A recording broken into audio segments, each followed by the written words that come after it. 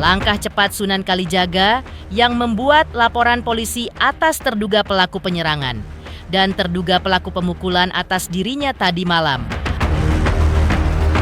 Lantas, seperti apa respon Fitri Salhuteru yang berada di tempat yang sama saat tragedi dugaan penyerangan dan dugaan pemukulan oleh Julianus, Sembiring dan yang diduga tim Andreas Situngkir?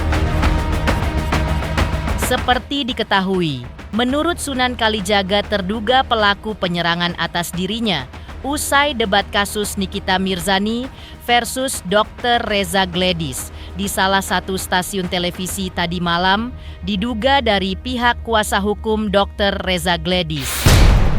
Sedangkan terduga pelaku pemukulan terhadap dirinya diduga adalah kuasa hukum Dr. Andreas, seteru Dr. Samira yang adalah klien Sunan Kalijaga.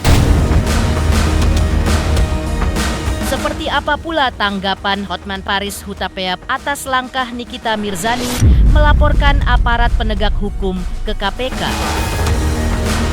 Benarkah tak ada unsur penghinaan terhadap pengadilan dari aksi Nikita Mirzani yang membentak jaksa di ruang sidang?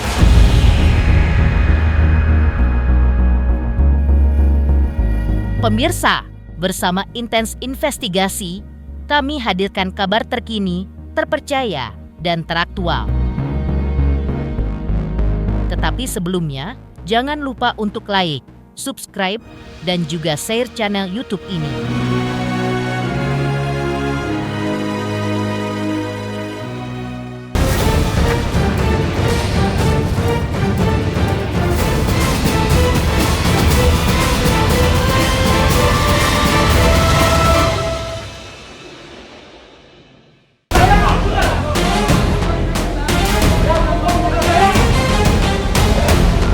Kalijaga tadi malam mengalami penyerangan oleh pihak yang diduga adalah kuasa hukum Dr. Reza Gledis dan juga mengalami aksi pemukulan oleh diduga dari pihak Dr. Andreas usai acara debat live kasus Nikita Mirzani versus Reza Gledis di salah satu stasiun televisi swasta.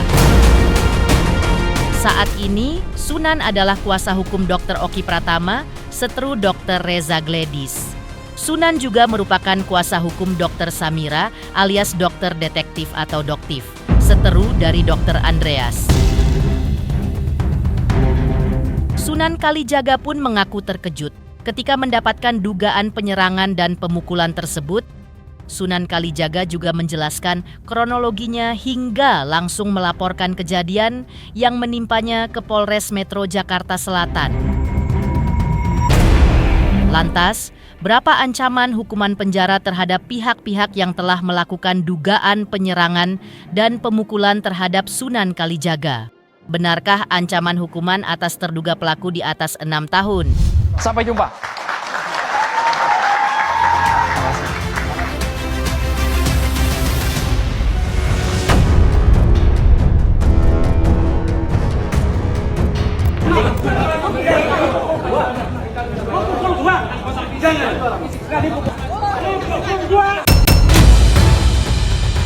Saya dipukul.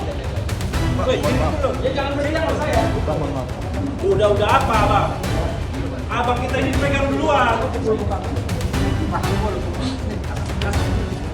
Nah, udah jangan banyak ngomong. Ayo. Jangan menangkap. Pemukulan ini. Tahu hukum dong? Ya bang.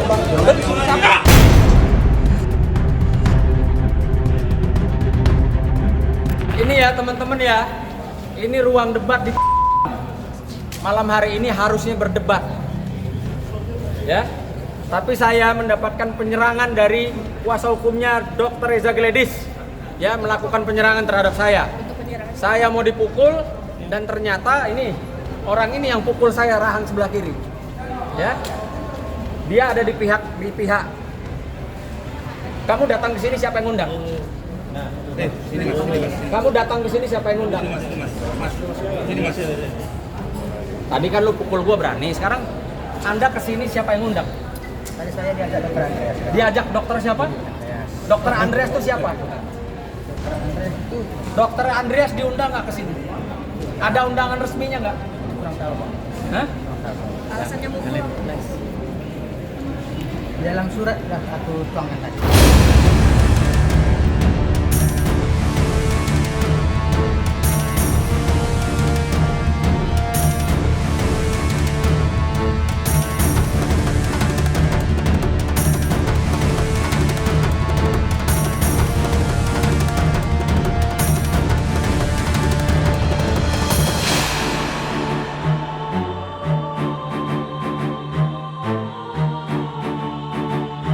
Saya mau sampaikan bahwa hari ini LP sudah terbentuk ya. Nomor LP-nya, Bang? Nomor LP dan pasalnya adalah pasal apa namanya? 170.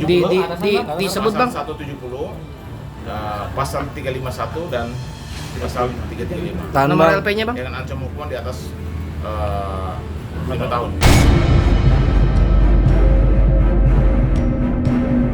Nomor LP B2978 garing 8 Romawi 2025 SPKT Polres Metro Jaksel garing Polda Metro Jaya. Seperti itu. Oke, tahan, Bang. Jadi kami sampaikan bahwa saudara sudah melakukan tindakan yang seharusnya sebagai luar tidak dilakukan. Terlapornya inisial Dan siapa, Bang? saudara sudah melakukan itu. Artinya jangan sampai apa yang saudara lakukan bisa berbalik kepada saudara sendiri. Bahwa Pak Sunan Kalijaga bukan berdiri sendiri. Beliau ada tim, beliau juga ada keluarga dan lain sebagainya. Ketika Anda melakukan tindakan fisik, berawal dari salah satu pengacara RG yang melakukan touching, dorongan itu pemicunya di situ. Lalu ada yang memang melakukan gerakan di mana ada tangannya yang memang mendarat pukulan di pipi kiri ya, pipi kiri beliau. Malam hari ini kan tanggal 12, tapi LP-nya terbentuk di 00 sekian, jadi tanggal 13 ya. Bahwa malam ini kami bersama korbannya 2 orang, Bang Sunan Kalijaga dan Pak BNU sendiri, bahwa kejadian yang tadi berimbasnya di laporan polisi. Kenapa demikian? Memang harus ada penegakan hukum. Karena sebagaimana dia di ruang itu adalah ruang untuk berdebat hukum, bukan ruang untuk bertinju. Kami sendiri di situ tidak ada gerakan apa-apa. Bahkan Bang Sunan pun tidak ada gerakan masalah apa-apa. Karena kejadian ini sudah masuk ke ranah hukum, ranah pidana, dan motifnya jelas. Ingat ya, motif dari kejadian jelas. 1, di situ ada pengacaranya yang kita laporkan tuh pengacara RG, ya. Dan itu motifnya memang RG saat ini kan memang lagi ada persoalan dengan Dokter Uki. Dan juga motif satu lagi yang diduga melakukan pemukulan tersebut, itu juga motifnya dia pengacaranya si Andreas, yang mana ada bermasalah hukum juga dengan Dokter Samira klien kita. Jadi motif jelas. Dan yang kedua, bahwa dari semua video dan juga nanti pihak kepolisian akan mengambil CCTV yang ada di, artinya semuanya akan terang benderang, ya. Kenapa ada terjadi penyerangan tersebut kepada Bang Sunan Kalijaga? Bang Sunan setelah mendapatkan dorongan atau pemukulan, apa yang Bang Sunan lakukan? Ya, nomor 1, saya melakukan pembelaan diri. Pembelaan diri saya bentuknya seperti apa? Bentuk pembelaan diri saya adalah saya mencoba menghampiri si pelaku pemukulan maupun penyerangan terhadap saya. Saya cuma bertanya, kenapa Anda memukul saya? Kenapa Anda mau pukul saya? Ya, jadi itu menunjukkan bahwa saya bukan seorang pengecut. Habis kena pukul, habis didorong, terus saya pulang nangis. Bahkan saya menyatakan, ini bukan tempatnya berkelahi, ini bukan arena tinju.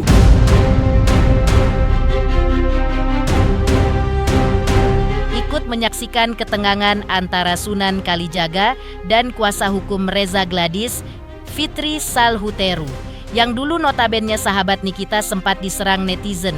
Lalu seperti apa Fitri menanggapi hal tersebut? Benarkah dia dibilang pansos? Wah, saya mau dianggap pansos mau dianggap apa, suka-suka aja. Suka-suka aja, tapi kalau kalian harus tahu, pansos saya itu untuk apa? Apakah saya selebritis? Apakah saya artis? Atau saya jualan apa di dunia maya? Kan enggak. Jadi pansosnya buat apa? Saya di sini berada untuk kebenaran aja. Siapapun yang ingin kebenaran dan saya tahu, saya pasti lakukan. Ya itu Dendam kan pribadi, jadi netizen yang menganggap, ya kan sebetulnya apapun yang saya katakan Tapi kalau netizennya mau berpikiran seperti itu, kan saya juga nggak bisa melarang. Tapi kalau kamu sebagai pribadi nanya ke saya dendam nggak sama NM? Ya enggak. Ngapain saya dendam sama NM? Kalau saya mau dendam kan saya udah bilang tuh sama Yoke yang 5 tahun ngedongin saya. Kalau NM kan cuma 2 tahun, masih lebih 3 tahun tuh. Kita sama keluarga, sama ini juga ada ributnya. Nggak ada masalah.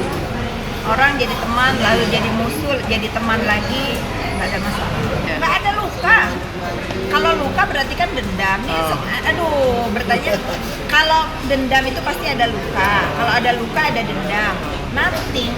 Kan seperti dia bilang juga ke saya. She is nothing. Ya sama, saya juga is nothing. Sebelumnya, seorang rekan kuasa hukum Reza Gladys yang turut hadir di acara debat tersebut menjelaskan terkait kronologis kericuhan yang terjadi. Ia pun berharap agar masalah tersebut jangan sampai berlarut-larut dan merembet kemana-mana. Menurutnya, apa yang terjadi tadi malam adalah sambungan dari peristiwa sebelumnya. Hal itu terkait urusan antara Sunan Kalijaga selaku kuasa hukum Dr. Oki Pratama dengan kuasa hukum Dr. Reza Gladys. Namun, peristiwa apa sebenarnya yang ia sebut telah ada sebelumnya tidak ia katakan dengan terang benderang. Terkait apa yang terjadi di lokasi usai debat di mimbar televisi itu, tidak diketahui dengan jelas pula oleh pihak kuasa hukum Dr. Reza Gladys karena peristiwanya terjadi secara tiba-tiba. Ini hanya sambungan yang kemarin sempat ribut di media aja ini. Jadi yang nggak tahu kenapa tadi bisa sampai clash-nya seperti ini, kita juga kurang. Jadi agak kabur juga, tapi itu sambungan yang kemarin itu aja itu yang sudah diomongin di media. Ya. Apa tuh bang? Ya udah tahu lah apa yang diomongin Sunan sama Julian. Dengan kliennya masih gimana bang? Urusannya Julian sama Sunan yang sudah disebut di media itu sambungannya ini. Ya. Tapi ada pemukulan nggak bang? Sebentar bang. Enggak jelas. Tiba-tiba kok semuanya tadi berjalan sedemikian, saya juga nggak terlalu paham. Artinya jadi personal ya bang masalahnya? Ini masalah personal atau masalah mungkin? Enggak tahu lah. Kira-kira ke depannya akan melaporkan ini bang? Jadi akan ada panjang lagi bang pelaporan ini bang? Nah, itu mungkin ribut-ribut di sini bang? Nah, itu kita belum tahu. Nanti terserah mereka lah. Kalau saran saya sih nggak usah lah hal-hal begini diributkan. Ya kita sih konsepnya janganlah ada keributan. Kita pasti usahakan lah supaya baik-baikan semua. Tapi ini kan aduh kadang-kadang masalah selisih paham sedikit aja langsung kemana-mana persoalannya. Sementara itu, pada saat kejadian tadi malam yang menegangkan itu, artis Emma Waroka dan Barbie Kumalasari berada di lokasi bersama Sunan Kalijaga. Keduanya memberikan kesaksian ketika Sunan Kalijaga alami dugaan penyerangan oleh pihak Dr. Reza Gladys dan dugaan pemukulan oleh pihak Dr. Andreas. Menurut Barbie Kumalasari, ketika Sunan diserang, ia berusaha menghindar. Saat itu, kaki Barbie yang berada di belakang Sunan terinjak sehingga kukunya terlepas dan berdarah. Tak hanya Barbie Kumalasari, artis Emma Waroka yang juga berada di lokasi kejadian tampak menyiarkan secara live di akun sosial media pribadinya terkait detik-detik menegangkan kisruh antara Sunan Kalijaga versus pihak Dr. Reza Gladys dan Dr. Andreas. Pertanggungjawabannya mana? Aku takut itu mau pukul saya, ini udah tua juga nih. Tadi kan Bapak mau pukul saya kan? Iya. Bapak mau pukul saya nggak? Saya tidak mukul siapa-siapa. Saya tidak mukul siapa-siapa. Anda korban bukan? Wah, Anda korban bukan? Korban bukan? Ya Allah, ya Robi Rasul. Anda menyerang saya, lalu teman Anda pukul saya. Ya? Astagfirullahaladzim, astagfirullah. Ya? Anda mau pukul saya, tapi teman Anda pukul saya. Ya Allah, ya Robi Rasul. Ya sebenarnya gini, kan aku seorang advokat juga. Yang namanya seorang advokat itu memang wajar ya kan, kalau dia membela klien. Perdebatan itu wajar. Tapi kan tadi itu ketika sudah selesai acara, Sunan itu berdiri. Niatnya Sunan itu untuk nyamperin Julianus, ya kan? Ini udah selesai kan? Tiba-tiba ada dari pihaknya dia malah emosi gitu kan. Akhirnya berusaha untuk menyerang Sunan, tapi Sunan menghindar, malah dapatnya Sunan rahangnya kena sama si yang katanya wakil dokter Andreas. Akhirnya di situ kan tadi ada Ayu Aulia, terus ada aku. Ayu tadi kayak terlalu kena ya, karena kan Sunan menghindar. juga. Karena Sunan waktu mau dipukul Tapi menghindar ya, Mas Sunan karena ya. waktu mau dipukul menghindar. Tapi ketika Sunan menghindar itu pas ngelewatin aku, itu Sunan nggak sengaja sampai keinjak kaki aku dan mengakibatkan kaki aku kena pendarahan dalam gitu loh. Banyak banget tadi darahnya udah. Berdarah tuh ya? Iya, darah-darah. Bisa kena kenapa, Kak Berbi? Keinjak, kayaknya Keinjak Sunan tadi karena Sunan kan menghindar, waktu menghindar mau kan. dipukul menghindar. Karena udah kena rahangnya. Darah begini. Iya tuh darah aku. Jangan kasih lihat. Selamat untuk Intens Investigasi karena sudah mencapai 3 juta subscribers di YouTube. Sukses selalu dan all the best.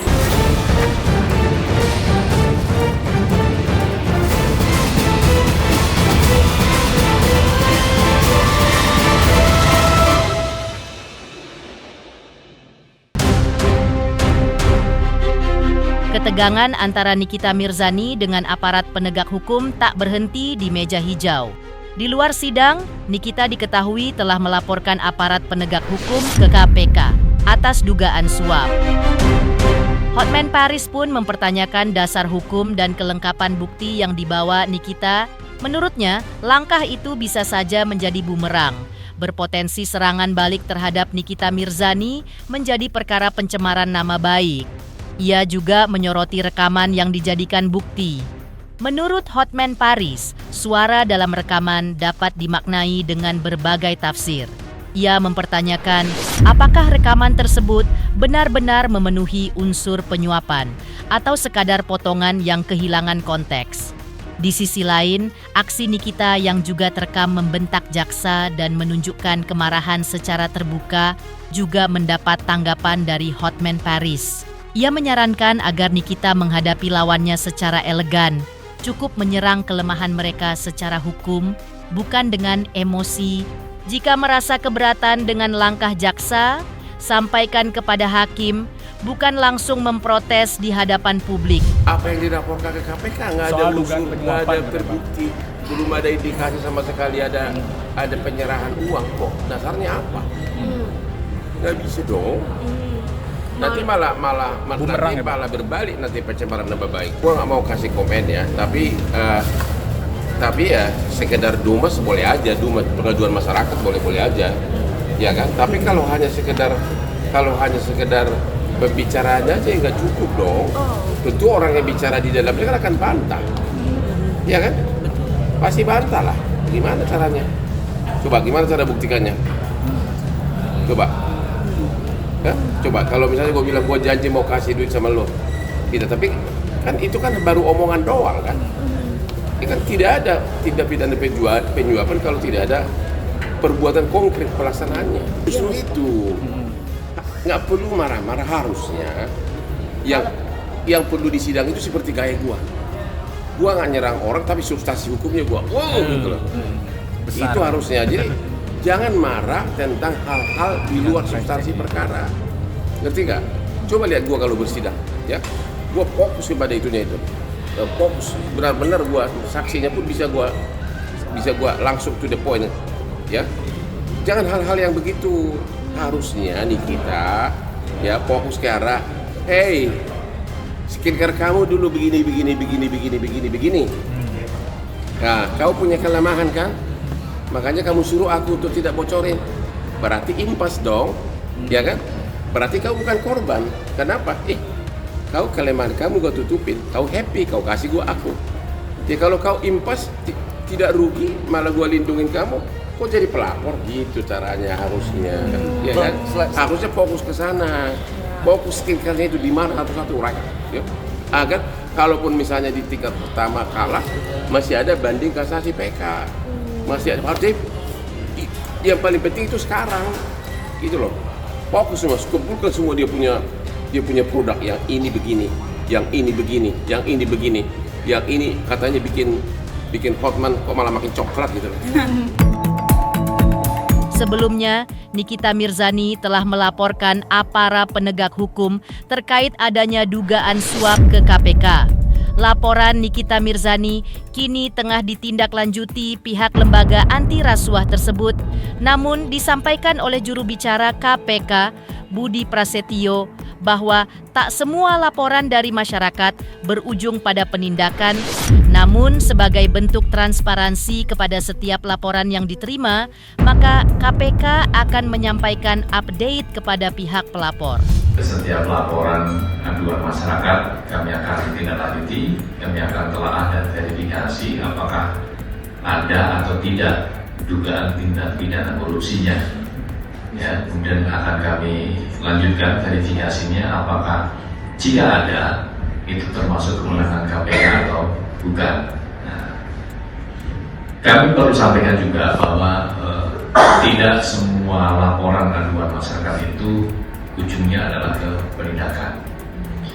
Ya, bisa juga laporan masyarakat kemudian setelah dilakukan telaah, verifikasi, analisis ya, ternyata tindak lanjutnya bisa juga ke pencegahan, bisa juga ke pendidikan, bisa juga ke koordinasi supervisi yang untuk perbaikan di internal instansi yang bersangkutan. Nah, semua hal itu kan terbuka karena kita lihat dulu seperti apa nih laporannya.